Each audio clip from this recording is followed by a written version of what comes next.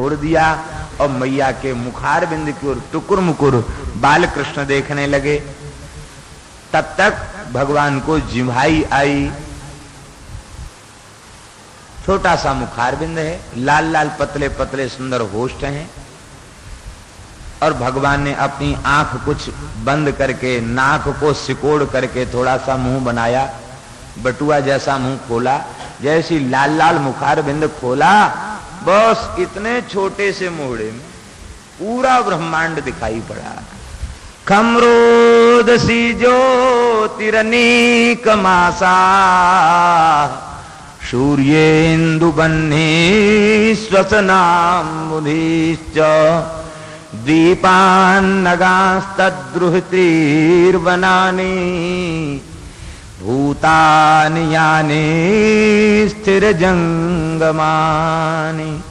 आकाश पृथ्वी ग्रह नक्षत्र दिशाएं द्वीप वन पर्वत समुद्र सब कुछ भगवान के मुखारबिंद में दिखाई। इतने छोटे से मुखारबिंद में सब कुछ दिखाई पड़ गया। सावीक्ष विश्वम सहसा राजन संजात बेपथु। हे परीक्षित, अखिल विश्व को भगवान के मुखारबिंद में देखकर पसीना आ गया मैया को, घबरा गई मैया। ये कहा अलाय बलाय मेरे लाला के मोहड़े में दिख रही है, ये सूरज चंद्रमा आकाश पाताल पृथ्वी वन पर्वत समुद्र सब कुछ दिख रहे हैं। देख के मैया घबराई गई, आंख बंद हो गई। भगवान ने देखा मैया ज्यादा डरप गई। भगवान ने किलकारी भरी, जैसे ही किलकारी भरी मैया ने नेत्र खोले, बस बालकृष्ण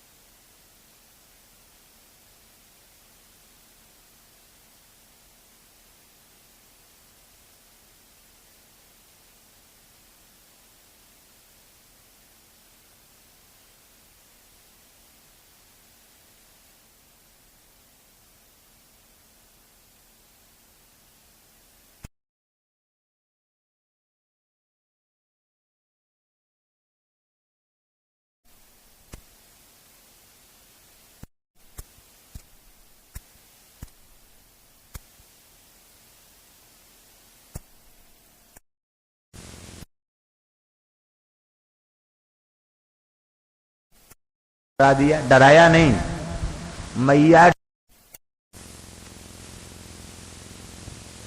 आप लोग कहेंगे भगवान ने ये लीला रची क्यों, अपनी मैया को क्यों डरा दिया? डराया नहीं, मैया डर रही थी, उसके भय को मुक्त करने का प्रयत्न किया। मैया इसलिए घबरा रही थी कि कहीं बालक को अजीर्ण न हो जाए। तो भगवान ने मुख में ब्रह्मांड दिखा के दिखाया कि ऐसे ऐसे कोटान कोट ब्रह्मांड हमारे भीतर पड़े हुए हैं, तब तो हमें अजीर्ण नहीं हो रहा है, तो तुम्हारे वात्सल्य में दुग्ध से क्या अजीर्ण हो जाएगा? दूसरा भाव मुख में ब्रह्मांड दिखाने का ये था कि मैया तेरा अपूर्व वात्सल्य, तेरे वात्सल्य के लिए लालायत होकर मुझे तेरा लाला बनना पड़ा। तो इस तेरे वात्सल्य से मैं अनंत अनंत जीवों को वात्सल्य बांट रहा हूं, तेरे वात्सल्य में दुग्ध से सबको संतुष्ट कर रहा हूं। ऐसा विचार करके भगवान ने मुख में ब्रह्मांड का दर्शन कराया। बोलो बाल कृष्ण लाल की। अब भगवान के नामकरण संस्कार की सुंदर लीला है। श्री शुक उवाच गर्गः पुरोहितो राजन् यदूनां सुमहातपा ब्रजं जगामनन्दस्य वसुदेव प्रचोदितः।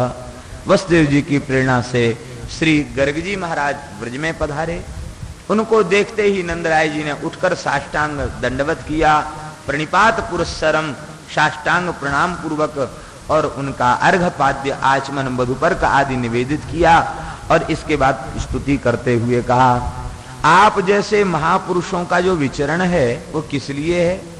कहते महद विचलनम नृणाम गृहीणाम दीन चेतसाम निश्रेयसाय भगवान कल्पते नान्यथा क्वचित। आप जैसे महापुरुषों का जो विचरण है वो दीनहीन हम जैसे गृहस्थियों के कल्याण के लिए ही आप जैसे महात्मा विचरण करते हैं। इसका तात्पर्य है कि संतों के विचरण में उनके भीतर किसी स्वार्थ की भावना नहीं होती। वे वस्तुतः जीवों पर कृपा करने के लिए ही विचरण करते हैं। सबको भगवत प्रेम बांटते हुए वे विचरण करते हैं। के लोग सब परशुराम किए पार्षद। श्री परशुराम देवाचार्य जी महाराज ने जंगली देश के लोग सब परशुराम किए पार्षद, सबको भगवत पार्षद बना दिया। क्या जरूरत थी वृंदावन के बाहर जमात ले जाने का? पतित जनन को करही पुनीता, पतितों का उद्धार। जंगली देश के लोगों को भी उन्होंने भगवत पार्षद बना दिया। ये महिमा है संतों की। इसलिए वस्तुतः दीनों पर कृपा करने के लिए ही संत विचरण करते हैं। हे भगवान, ज्योतिष में आपका ज्ञान सर्वोपरि है। आप कृपा करके हमारे बालकों का नामकरण संस्कार करें। त्वं हि ब्रह्मविदाम श्रेष्ठः संस्कारान् कर्तुमर्हसि बालयोरनयोर्नृणाम जन्मना ब्राह्मणो गुरु। आप ब्रह्मज्ञों में श्रेष्ठ हैं। आप इन बालकों का संस्कार करें, क्योंकि जन्मना ब्राह्मणो गुरु, ब्राह्मण तो जन्म से ही गुरु होता है। श्रीमद् भागवत के एक ही स्कंद में 2 बार ये बात आई। भगवान ने बहुलास राजा और श्रुतदेव ब्राह्मण के प्रसंग में कहा, जन्मना ब्राह्मणो श्रेयान। यही स्थल है ना, जन्मना ब्राह्मणो श्रेयान किमु मत कलया युता, भगवान ने कहा।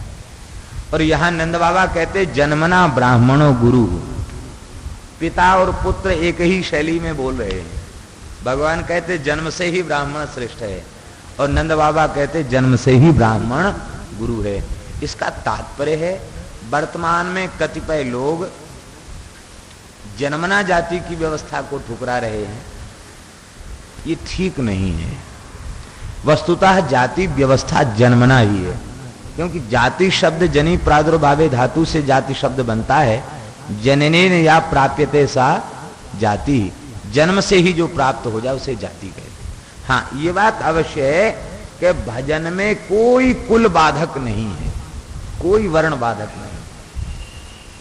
स्वपच भी भजन कर सकता। अरे स्वपच की बात छोड़ दो, किरात, हूण, आंध्र, पुलिंद, पुलकस, यवन, खस आदि भी भजन करने के अधिकारी।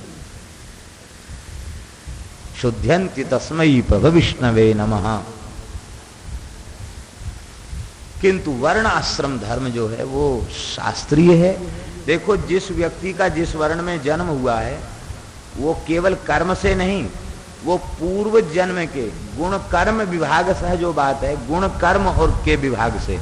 तो गुण कर्म विभाग का तात्पर्य प्राक्तन जन्म के गुण कर्म के विभाग से उसका इस जाति में जन्म हुआ। क्रमशः जाति में परिष्कार होता है, और भजन के लिए किसी जाति की जरूरत नहीं। सर्वे प्रपत्ते अधिकारिणो मताः, शरणागति के अधिकारी सब हैं, और भजन करके सबका। देखो, 2 तरह का मोक्ष है। एक क्रमिक मोक्ष है, एक सद्य है। क्रमिक मोक्ष ये है कि शूद्र बना, शूद्र से फिर धर्म का अनुष्ठान करके वैश्य बना, फिर वैश्य से धर्म का अनुष्ठान करके क्षत्रिय बना, फिर क्षत्रिय शरीर से धर्म का अनुष्ठान करके ब्राह्मण बना, और ब्राह्मण शरीर से धर्म का अनुष्ठान करने के बाद क्या बना? बोले कुछ नहीं, या तो देवता बन गया या ज्यादा से ज्यादा ब्रह्मलोक तक चला गया। लेकिन भजन किया यदि इस शरीर को प्राप्त करके तो सीधे भगवत धाम गया। ये क्रम मोक्ष है। और भजन करने वाले को सद्य मोक्ष की प्राप्ति, वो किसी कुल में है। ऊर्ध्व पुंड्रधरो मर्त्यो मृते यत्र कुत्रचित स्वपाकोपि विमानस्थो ममलोके मयीते। उसे चांडाल से फिर श्रेष्ठ कुल में जन्म ले, ये इसकी अपेक्षा नहीं है। भजन करने वाला जिस कुल का है उसी कुल में भजन करे और उसी भजन से उसका कल्याण।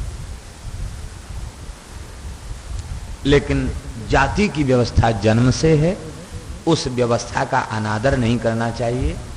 और जो द्विजाति नहीं है उन्हें यज्ञोपवीतादि धारण नहीं करना चाहिए, वैदिक मंत्रों का जप भी नहीं करना चाहिए। भगवान नाम का जप करें, नाम में सबका अधिकार है। देखो श्रुति स्मृति ममई वाग्ये, श्रुति स्मृति भगवान की आज्ञा, यस्ता उल्लंघ्य वर्तते आज्ञाच्छेदी ममद्रोही मदभक्तोपि न वैष्णव। भाष्यकार श्री पतंजलि जी ने ब्राह्मण के 3 कारक भाष्य में कहे। एक तो कहा जन्म, दूसरा कहा तप और तीसरा कहा श्रुत। और इस कारिका में उन्होंने लिखा है तपः श्रुताभ्याम यो हीना जाति ब्राह्मण एवसा। जन्म, तप और श्रुत ये 3 कारक हैं। जन्म से कोई ब्राह्मण है, तप और श्रुत नहीं है, तपस्या भजन भी नहीं है और ज्ञान भी नहीं, शास्त्र का बोध भी नहीं, तो भी वह जाति से ब्राह्मण है। ऐसे ब्राह्मण का वध करने पर भी ब्रह्म हत्या का पाप लगेगा। और जन्म से भी है और तपस्या भी है और ज्ञान भी है, तो वह ब्राह्मण तो ऋषि है, ब्रह्म ऋषि है। श्री पूज्य धर्म संघ वाले गुरुजी पंडित श्री रामानुज गुरुजी, इस कोटि के जो महापुरुष हैं वे वस्तुतः ऋषि कल्प हैं, ऋषि स्वरूप है। क्योंकि जन्म भी है, तप भी है, सदाचार भी है और श्रुत तो है ही है। इस प्रकार से वे श्रेष्ठ होते हैं। गर्ग जी ने कहा कि मेरी प्रसिद्धि यदुवंशियों के पुरोहित के रूप में है, मैं संस्कार करूंगा तो कंस को भ्रम हो जाएगा कि ये देवकी का पुत्र है, इसलिए हमारा भी सौभाग्य होगा कि हम तुम्हारे बालकों का संस्कार करें। लेकिन इस भय से हम नहीं करना चाहते। आए तो इसीलिए थे, ऊपर से बनावटी बातें कर रहे थे। श्री नंद राय जी ने कहा कि हम तो निश्चय किए बैठे हैं आपसे कराने का, और यदि आपको ये भ्रम है तो हम छोटा सा उत्सव मना लेंगे। गर्ग जी बोले कि तुम छोटा उत्सव क्या मनाओगे, जहां करवट बदलने के उत्सव के ढोल नगाड़ों की ध्वनि तो कंस के दरबार तक पहुंच जाती है और सक्टासुर आ जाता है? वो आवाज सुन के तो आया, ऐसी थोड़ी आ गया। तो जहां करवट बदलने का इतना बड़ा उत्सव मनाया जाता हो, वहां 16 संस्कारों में नामकरण एक संस्कार है। उस नामकरण संस्कार को आप कितने संक्षिप्त रूप में मनाएंगे? थोड़ा संक्षिप्त रूप भी होगा तो बहुत बड़ा हो जाएगा। 84 कोस के ब्रजवासी इकट्ठे हो जाएंगे। बाबा बोले महाराज आप अपने मन में भय मत करो, संकोच मत करो। अलक्षितोस्मिन रहसी, अलक्षितोस्मिन रहसी, अत्यंत एकांत में माम कई अपि गोव्रजे, केवल हमारे अत्यंत निकट के लोग होंगे और गौशाला में चल करके स्वस्ति वाचन पूर्वक द्विजाति संस्कारम कुरु।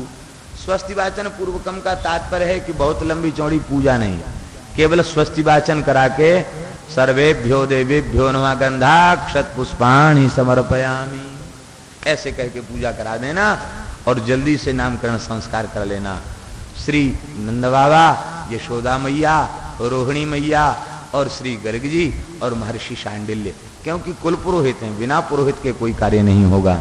उनको भी, ये सब महापुरुष वहां विराजमान थे।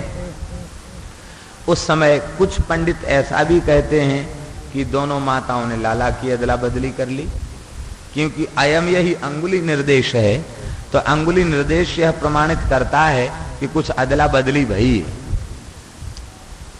रोहिणी जी बोली बहन, हाँ बहन, बोली ये जो पंडित जी है ना जो मथुरा से आए हैं, ये यदुवंश के कुल पुरोहित हैं, गर्ग जी इनका नाम है, गर्गाचार्य, त्रिकालदर्शी पंडित हैं, बड़ी विद्वान है, त्रिकालदर्शी है। इन्हें कुछ भी बताने की जरूरत नहीं, ये तो देखते ही सब बता देंगे। यशोदा जी ने अच्छो ऐसो करो, ये हमारे तुम्हारे लाला को पहचान सके कि नहीं, देखो तो सही। तो श्री कृष्ण को रोहिणी जी ने विराजमान कर लिया और रोहिणी नंदन बलदेव जी को यशोदा जी ने विराजमान कर लिया। अब महाराज नामकरण संस्कार करो। गर्ग जी ने पहले बलदेव जी को नामकरण कियो। अयम ही रोहिणी पुत्रो, अयम यह अंगुली निर्देश है, ये अयम ही निश्चय रोहिणी पुत्र एवं यशोदा त्वदंके निविष्टः रोहिणी पुत्र, तुम्हारी अंक में पढ़ा हुआ तुम्हारा बेटा नहीं है, ये तो रोहिणी का पुत्र है। ये अपने गुणों से सबको रमण करावेगा, इसलिए राम इसका नाम होगा और इससे अधिक बल किसी में नहीं होगा, इसलिए इनका नाम बलराम होगा। बोलो श्री बलराम जी महाराज की। ये भूले भटके जीवों को भगवान की शरण में पहुंचा देंगे, श्री कृष्ण का प्रेम प्रदान कर देंगे, इसलिए इनका नाम संकर्षण होगा। और यदुवंशी जो कंस के अत्याचार से छिटक गए हैं, उनको ये एक जगह भगवान की छत्र छाया में एकत्रित कर देंगे, इसलिए भी इनका नाम संकर्षण होगा।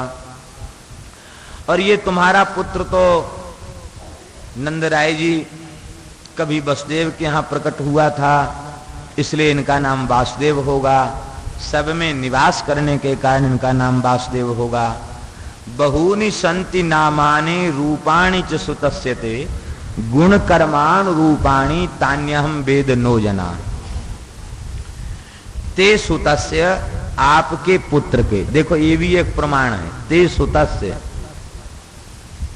न दत्तक कहते हैं न क्षेत्रज कहते हैं, सुतस्य कहते हैं। तुम्हारे पुत्र के बहूनि नामानि संति, बहुत से नाम हैं, बहुत से रूप हैं। जैसे जैसे गुण, जैसे जैसे कर्म प्रकट होंगे, वैसे वैसे और इनके नामों का, इनकी लीलाओं का विस्तार होगा।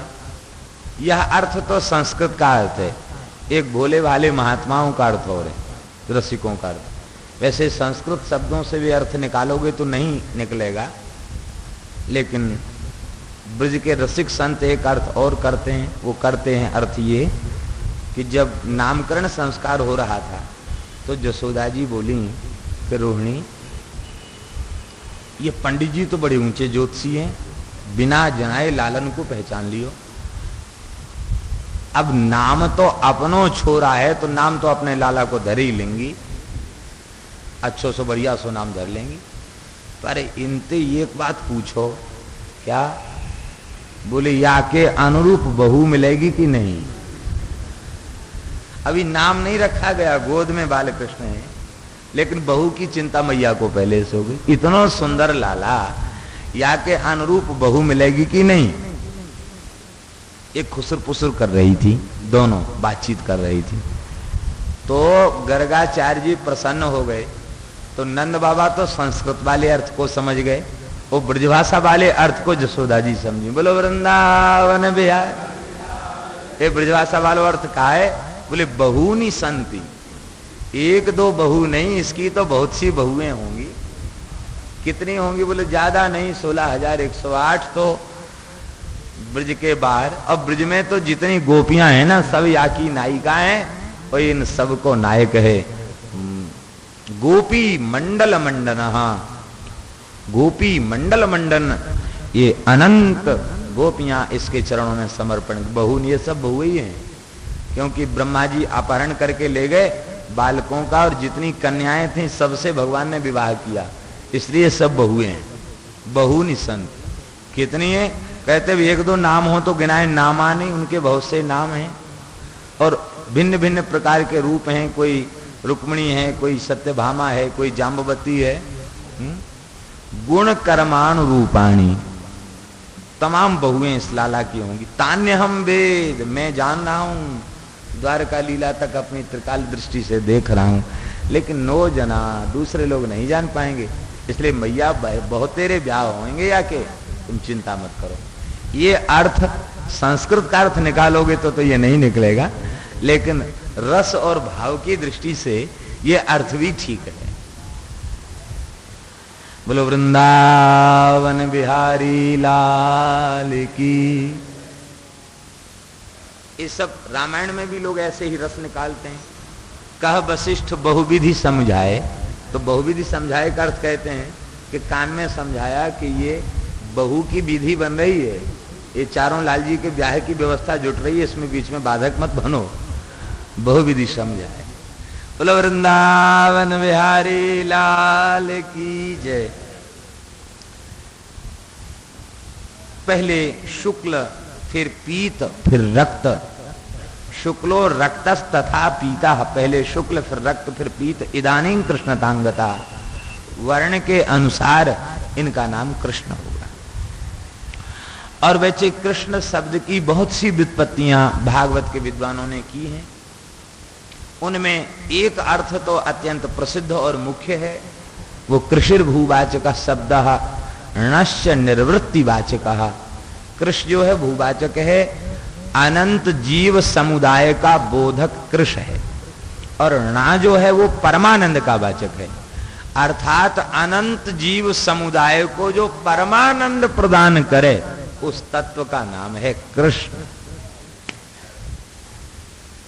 जिस दिन चित्त शुद्ध हो जाएगा, एक बार कृष्ण नामोच्चारण से भाव समाधि लग जाएगी।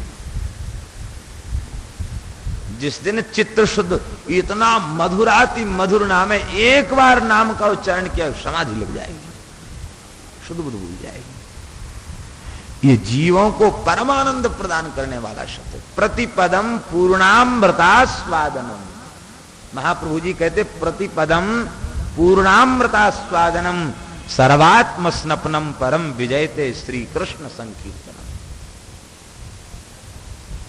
संपूर्ण जीवों को। दूसरा अर्थ है जो जीवों को कर्षति, अपनी ओर खींचते हैं, अपनी ओर आकृष्ट करते हैं। कैसे आकृष्ट करते हैं? अपने मधुर नाम से, अपनी मधुर लीला से, अपनी मधुर कथा से, अपनी तिरछी चितवन से, अपनी मंद मुस्कान से, अपनी नाशिका के बुलाक से, अपने हिलते हुए कुंडलों से, त्रिभंग ललित छवि से, और सुंदर बांसुरी से, सुंदर लाल लाल करकमल चरण कमल, अपने रूप के जाल में, अपने वेणु के जाल में, अपनी लीला के जाल में फंसाकर जो जीवों को अपनी ओर लाते हैं, उनका नाम है कृष्ण। बोलो श्री कृष्ण चंद्र भगवान। वस्तुतः भगवान की लीला के जाल में फंस गई। ये श्री कृष्ण की लीलाएं बड़ी मंगलमयी। पूज्यपाद अनंत श्री संपन्न श्री सुदामा दास जी महाराज ने एक बार बड़ी सुंदर बात बताई। बोले कि देखो, हम तो अयोध्या रहते थे, तो रामायण लगाते थे, वहां छावनी में रहते थे, वृंदावन नहीं आए थे। तो क्या हुआ कि एक बार छावनी में वृंदावन की रास मंडली पहुंची।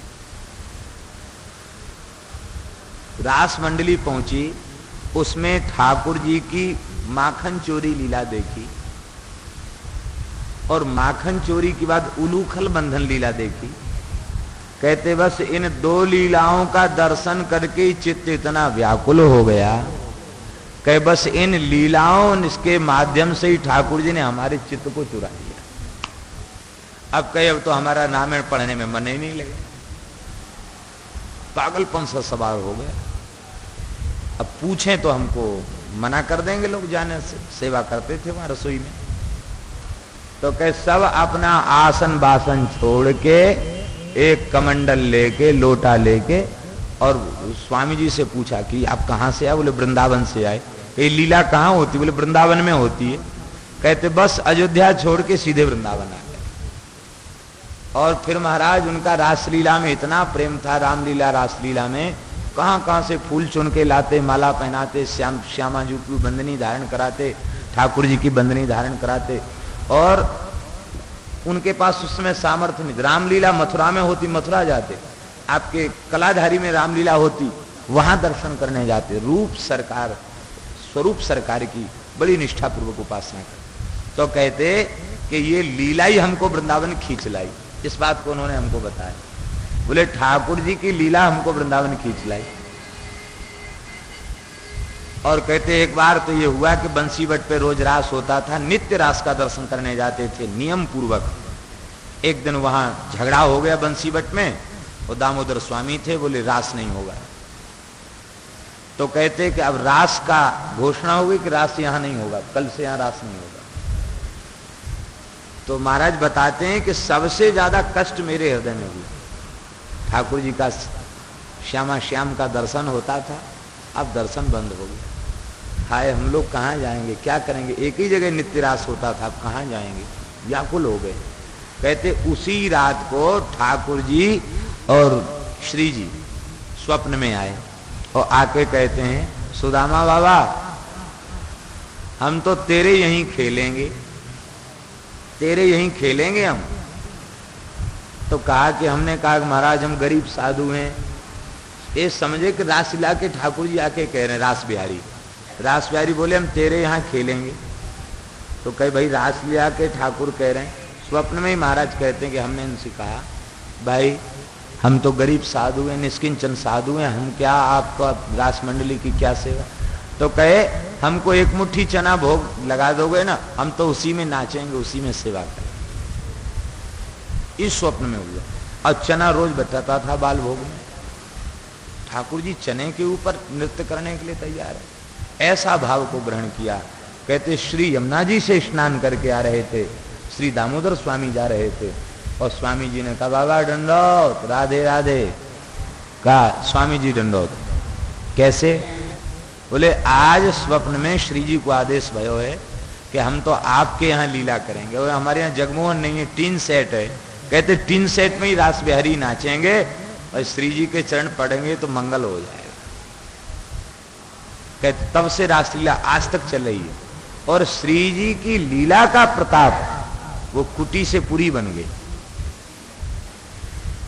वृंदावन के रास बिहारी ये साक्षात हैं।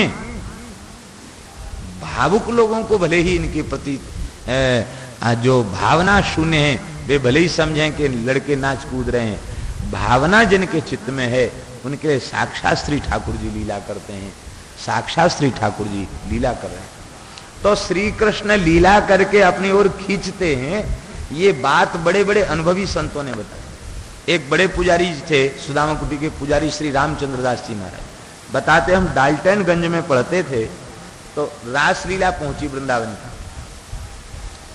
गुरुजी ने आदेश लगा दिया कोई विद्यार्थी लीला देखने नहीं जाएगा। देर रात तक लीला देखते हैं, सवेरे समय से उठते नहीं, विद्यालय के सब काम नियम व्यवस्था भंग हो जाती। संस्कृत विद्यालय में पढ़ते थे। बोले रात कोई हम लालटेन लेके चोरी से भगे लीला देखने, और लीला देखी तो उसमें भगवान माखन चोरी की लीला कर रहे थे, और राजा को घोड़ा बना के उसकी पीठ पर चढ़ करके ठाकुर जी ने छींका उतारा। कहते वो ऐसी झांकी हृदय में बस गई कि बस मैं रोने लग गया। और स्वामी जी से कहा स्वामी जी ये लीला कहाँ होती? बोले ये लीला तो वृंदावन में होती है। कहते बस फिर ना घर पूछी, ना विद्यालय में पूछा, न कोई सामान लिया, वहां से भागे भागे पता नहीं कैसे यहाँ चले आए, और यहाँ आकर के फिर रास बिहारी का दर्शन हुआ, लीला का दर्शन हुआ। और कहते सबसे पहले वृंदावन में आने पर हमको पूज्यपाद पंडित श्री जगन्नाथ प्रसाद भक्तमाली जी का दर्शन हुआ। ज्ञानगुदरी में लवशंका के लिए आए थे। उन्होंने देखा एक बालक आया तो दयावश खड़े हो गए, भैया कहाँ से आए? बोले हम तो बिहार के हैं।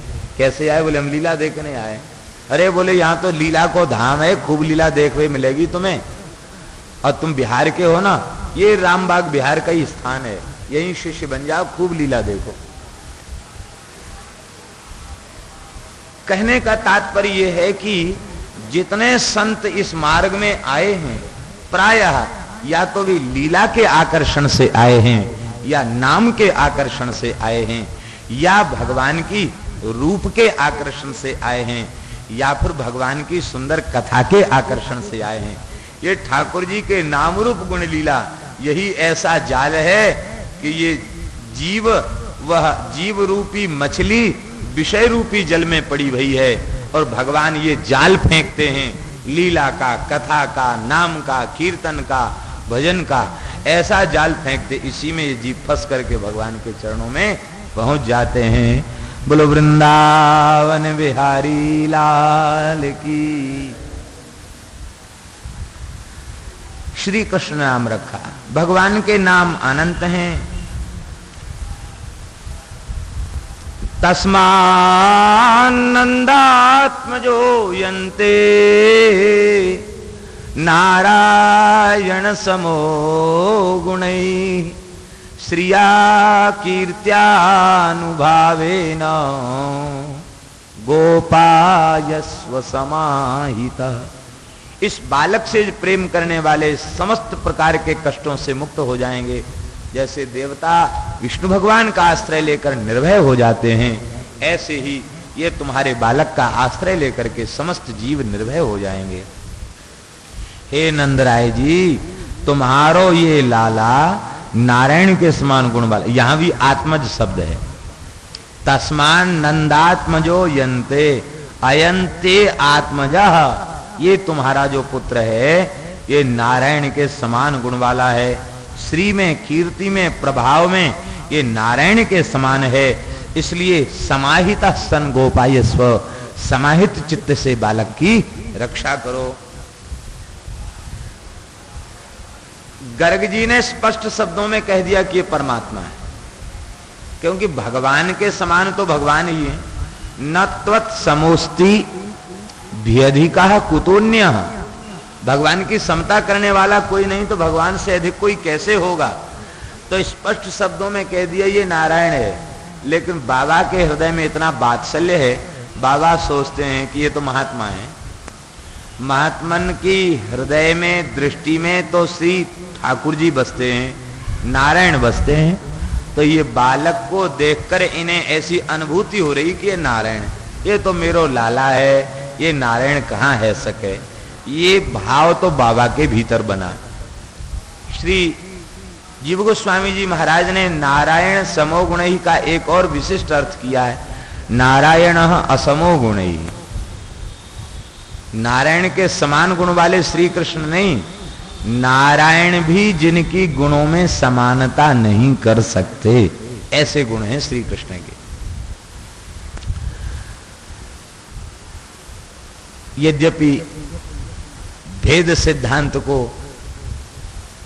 वैष्णव स्वीकार नहीं करते, लेकिन असौ ज्यायान भवति जायमानः इस सिद्धांत से और माधुर्य के सिद्धांत से, यद्यपि श्री नारायण के असंख्येय गुण हैं, वे असंख्येय कल्याण गुणगण निलय है। उनके गुणों की संख्या नहीं की जा सकती, इतने गुण हैं। और वैसे ही अनंत गुण श्री कृष्ण में भी हैं, लेकिन असंख्य गुण होने के बाद भी नारायण से 4 गुण श्री कृष्ण में विशिष्ट हैं। नारायण भगवान को बंसी बजाते देखा है? ये बंसी बजाने वाला गुण हमारे बिहारी जी में है। वेणु माधुरी, रूप माधुरी, लीला माधुरी, चरित्र माधुरी, ये 4 प्रकार के जो विशिष्ट माधुर्य हैं, ये माधुर्य इनमें विराजमान है। यही इनकी विशेष महिमा है। ये नारायण अस्मो गुणे। नारायण भगवान माखन चोरी करते हैं? मक्खन चुराते देखा किसी ने? चीर चुराते देखा? ये तो महाराज चीर चुराना, मक्खन चुराना इतना ही नहीं, ये तो कभी श्री जी के दरबार में कभी ब्रह्मचारी बाबा, तो कभी जोगी बाबा, तो कभी नट बाबा, तो कभी लिलिहारिन, कभी मनिहारिन, कभी पनिहारिन,